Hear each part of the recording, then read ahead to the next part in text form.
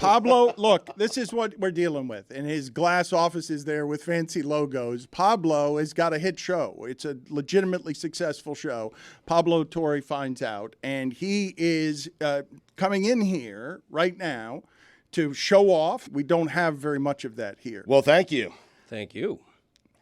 So, Pablo, when you see immediately last night, the right picks up sue Deadspin. Let's bankrupt them like Gawker, because a 5-year-old kid at a game has been dressed in face paint, and he is wearing Native American gear. He's at a Chiefs game. Half of his face is red, half of his face is black.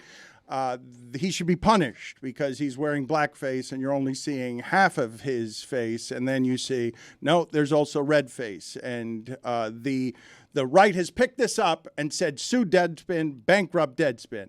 And I can't help but laugh at the center of this. I can't help but laugh somehow at the idea of they want him sued for one racism while the kid is still in full racist garb. The only part of him that's not intentionally kind of racist is the black part. The rest is team colors, and he's going for just being a fan. But the racism is already in there, just not the kind that the right is picking up and flogging Deadspin with over a 5-year-old kid. Like, the stupidity of this is remarkable. Yeah, it honestly makes me wonder if their hearts are really in it anymore. You know, like, the culture war was real gangbusters for a while. People got real mad. I was on Twitter trying to compete in the dunk on Donald Trump derby. I was trying to agitate. I got blocked by, or whatever it was, Clay Travis, and I got in a war at some point. Now it just feels like everyone's just kind of trying to trot out the hits. It feels like we're in the Vegas residency phase of racism policing, or whatever the opposite of that is. And so for me, I'm just like, oh, great, Deadspin, you're back. And whatever it is attacking you now, they clearly have some energy. That's cool. Because largely it just feels, Dan, like, I don't know, we're all just kind of exhausted by this. And the only people who might actually care about this truly, truly, truly are the people who are as you alluded to, the Native Americans who are so the red face headdress thing, we're just, okay, yep, we're still over here in the corner. But Pablo, help me with this part, though. When Elon Musk and Ted Cruz are signaling, yes, go get Deadspin, and the greatest platform you can have even in 2023 is, bleep the media, everything's untrue. All of that, you can't get tired of fighting that. You can't. Well, it's kind of like there's a bit of basketball analytics strategy here where it's just they're just hammering corner threes. Finally, Deadspin. Deadspin may have ignored the fact that half of this kid's face was painted red, and so Ted Cruz is going to do this. Dan, my true this is that the larger country is not online in the way that Ted Cruz is. And so the idea that Ted Cruz is he's campaigning against Deadspin.com in 2023, it's I don't know if that would have mattered at any point, but certainly now it just feels like it's, when I watch the midterm elections, and I'm fearful of Donald Trump, of course, becoming president again. When I watched the midterm elections in which the GOP was repudiated largely after running on a platform of internet brain, we're going to run on trans kids. We're going to run on the fact that the people you hate on Twitter are really annoying. We're going to get all these politicians doubling down on that. It didn't really work because I think a lot of just older people didn't get the reference. And now I laugh at the idea of Ted Cruz trying to explain, look, Deadspin was a thing.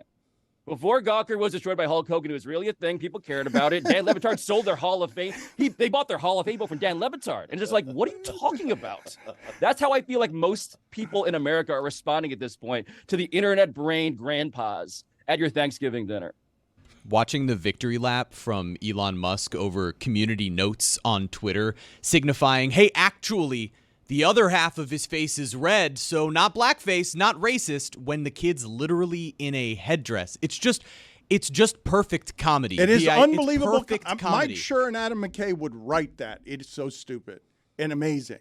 They would write that and nobody would believe it because it's asinine that would work as a political trick. And when it's just pure comedy, but at the end of it, it's, and democracy's dead. Because Dead spin. Yeah, that's the spin. Because that's going to be the spin on guns. I just think it's intellectually lazy, don't you, Pablo? Because, I mean, like you said, when the culture wars felt more real and authentic, when they were on the cutting edge, it actually felt like there was genuine outrage. And the right would get mad at the left for being so sensitive. They would call them snowflakes. And now the right has kind of taken that playbook and just tried to outrage in a weird way to prove the left's hypocrisy, I guess, but genuinely trying to damage companies such as Target and Bud Light.